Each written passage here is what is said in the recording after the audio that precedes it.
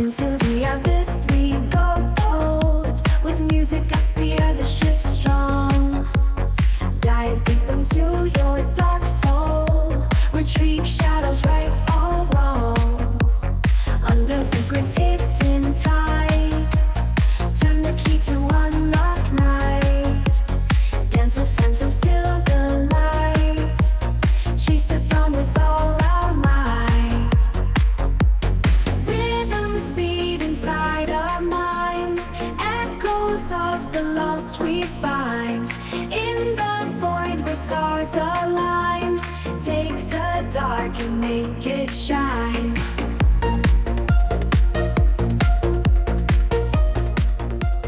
Okay, so I was just thinking about healing and being a healer, and I went through a phase. First 10 years or so of being on this path of considering myself a healer, and what I've learned is that you're the only healer of yourself. That's the only thing that you can heal is yourself. You can't heal other people. Only they can heal themselves. And when you go to a doctor doesn't heal you.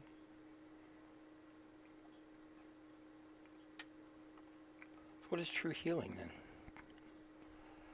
See, I don't think... I see that we have 4 bodies. We have a mental body, thoughts.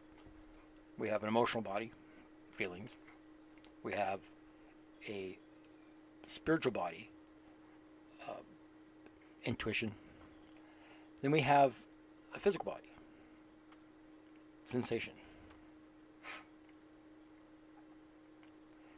And I think that the physical body and the emotional body, they're all tied together because you're one being.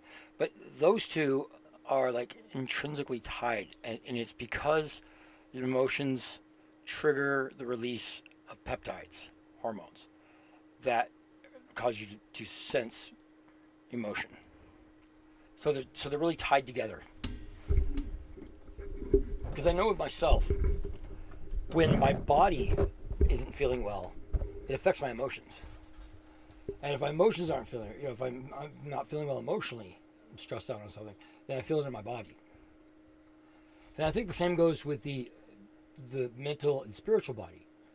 They're intimately connected. If your mind is not thinking about the outside of the world, outside of your normal self, if the mind isn't doing that, it doesn't activate the intuition, which taps you into this ethereal world. And I say I can't prove any of this. It's just like these things came to me, and then now they've been validating. All these years have been validating it because now I'll read stuff or listen to stuff. Now I'm hearing other people coming out and having the same experiences that I had, a quarter century ago, and it was just like, what is this? Why does this make so much sense? Why can I put this into practice in my life and it makes sense? Yet I can't put any of the religious stuff or the spiritual teaching stuff in sense. But this I can actually do, and then by doing this for so many years, you become the observer of yourself. It's weird. I'll be in an emotional state, and I know I'm in an emotional state, but I'm watching it. It doesn't mean I can stop it, but I watch it, and I'm able to regulate it to a certain amount. But it's like, but I'm observing it now, whereas before I didn't observe it, I was just experiencing it. And when you open your mind to things like that, that's what opens you up to your intuition. And here's the thing about intuition. We have the 5 senses. They're all sensed in the body. What if your intuition is based in your solar plexus? That's an actual organ, and what it does is it intuits. Just like your ears hear and your eyes see and your nose smells and your skin touches and your tongue tastes. What if it intuits? And what it intuits is vibration. It picks up vibration.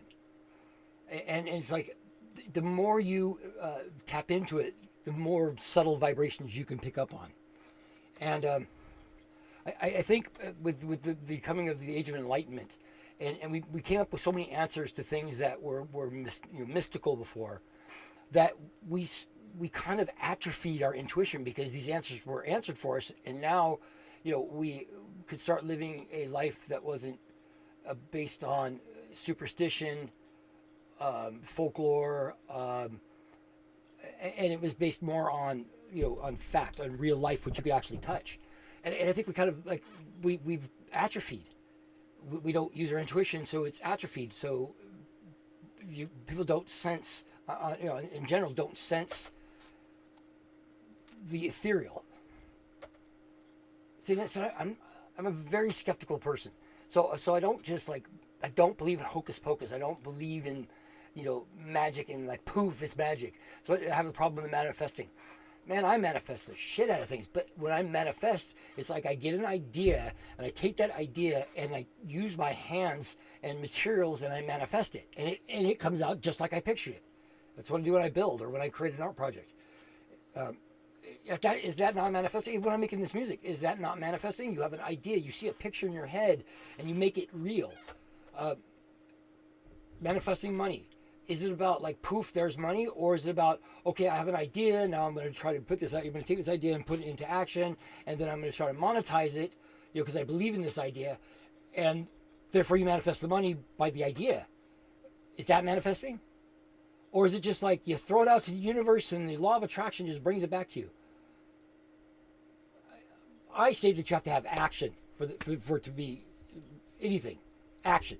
Without action, there's nothing. Just the thought without the action. I just think no. No.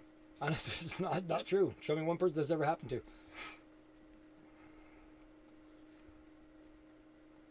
Positive affirmations are great, but if you're always doing positive affirmations to the exclusion of the negative, and you're not looking at the negative, what good is that? What good is that? So you see a half a person and ignore the rest? So to heal, what does that mean?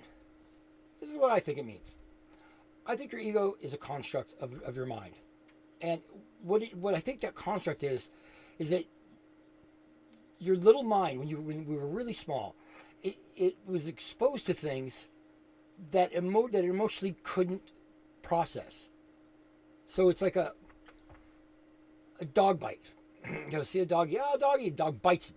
Now a dog, instead of just a dog equaling dog, now dog is equaling pain, which pain triggers fear. So now dog equals fear.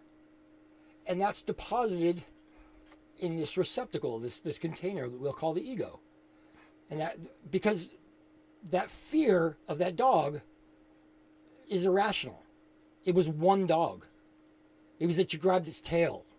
It's not the dog.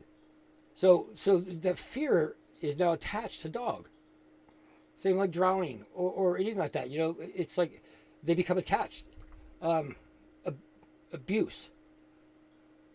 Because your little mind can't understand why people that you love would hurt you. It doesn't understand that. So it takes that memory and attaches it to that feeling and then deposits it. And that's what creates a personality, because it's like you downloaded an app now. Now you have this app that's open and it's just sitting there open. They're all open. And since they're attached to emotions, they're emoting. Therefore, your emotions trigger peptide release, hormone release. So that means you're releasing these hormones all the time. All the time, constantly. Because the apps are all open. I think that's what kills us. That's what tears us down. Is we don't know that those apps are open. And what'll happen is we go through experiences. See, this all happens, I think, by the time of age 5, 6 years old, our formative years. And then that's kind of set. And then from that point on, it's like things, especially, but I think it's like it kind of builds until we're in our teenage. And then we start, just pull away from our parents and, become, individuals.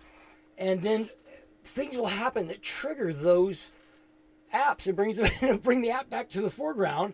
And you don't know what this app is. And you're just feeling this, and you don't even know it's attached to an app. Because the feeling just comes out and says, hey, you got to look at this.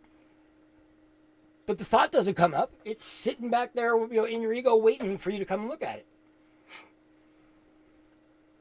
And so that's our emotional baggage. But it's not baggage. It's like it's like our emotional lessons that we've learned. Now we have to go back and learn them and look at them, now we can feel them, and we won't break down. We should be emotional enough to look at these things and feel them and be angry or be hurt or whatever it is, and then be at peace with it because you can't change it.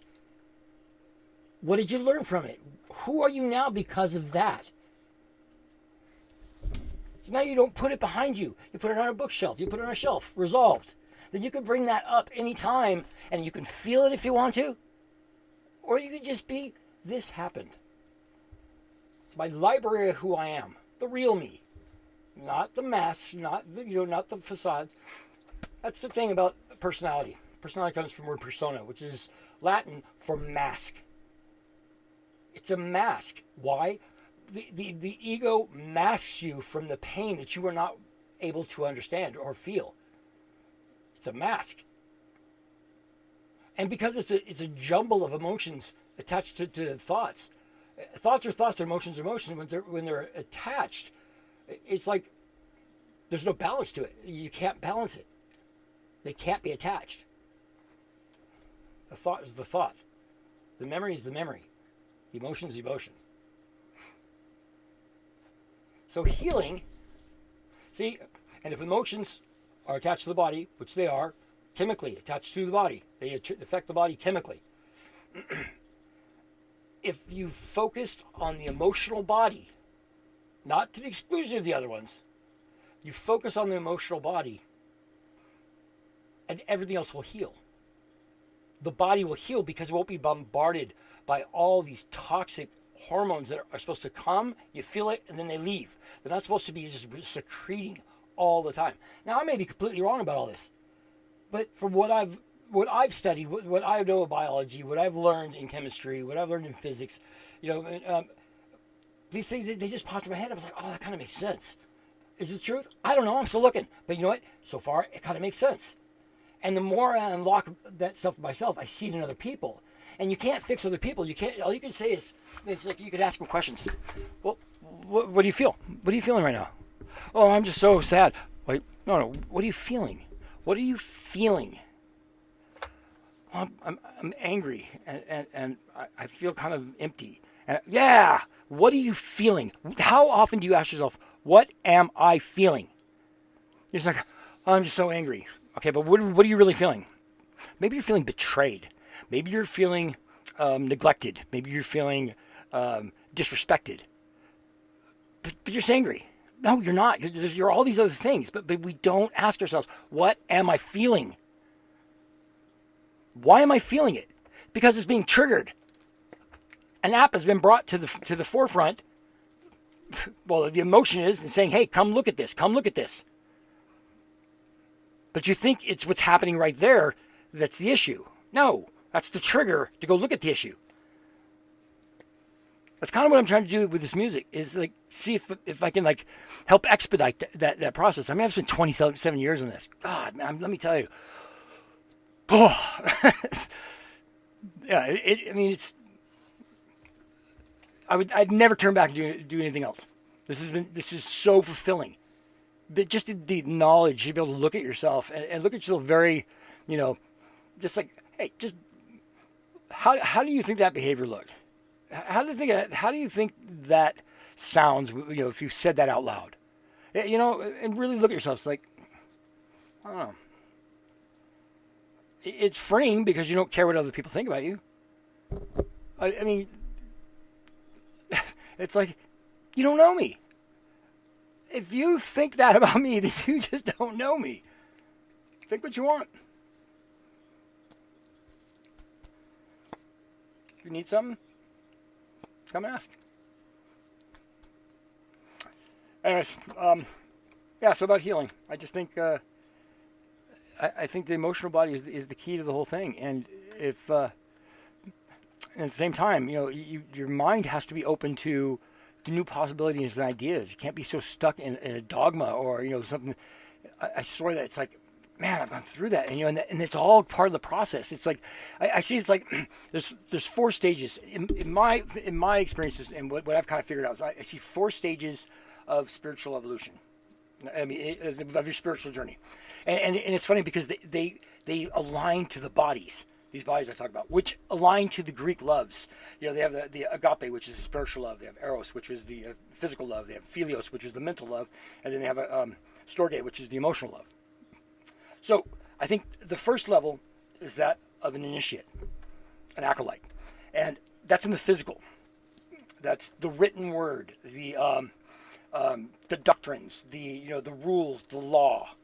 It's all like it's based in the physical. It's kind of root. The next stage I see as the adept, and that's emotional. So now you see these things, and now you start feeling them, okay? And you start feeling that something is different, and you start questioning things, but you start questioning your feelings. The next stage is that of a master, and what a master, the whole stage of mastery. It's not like it's like this whole process. It's not like, oh, I'm a master. No. It's a state of mastery. Is take what you see and feel, and understand it in your mind. That's the mind now. And then the last step is that of an awakened being, or an enlightened one, or a Christed being, or whatever you want to call it. And that too is a stage. It's not like it just happens. It's like you move into that, and now you got to be in that stage. And then once that stage is done, I don't know what's next. But it's like you decide like, oh, done. No, it's not like that. And that stage is about taking what you see, feel, and think, and make it your way of being. Live it. Live this what you've learned now. You have to live it now, and that's the stage of the awakened being. It's like it's like. Does that make sense to anybody, or does that am I like way off base? But does it kind of make sense? And you know what? It doesn't matter what stage you're in. Okay, nobody cares. It's like it's not like, well, I'm in this stage. I'm in this stage. Who cares? Just be it. Be what you say. And I'm not saying that you don't stumble and that you don't screw up.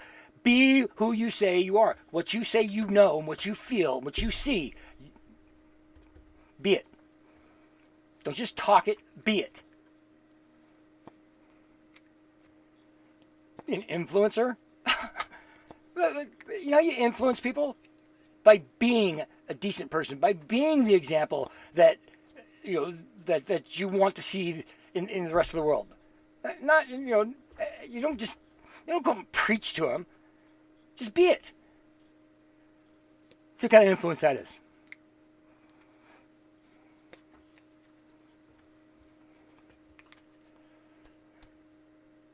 Anyways, take care, Seekers.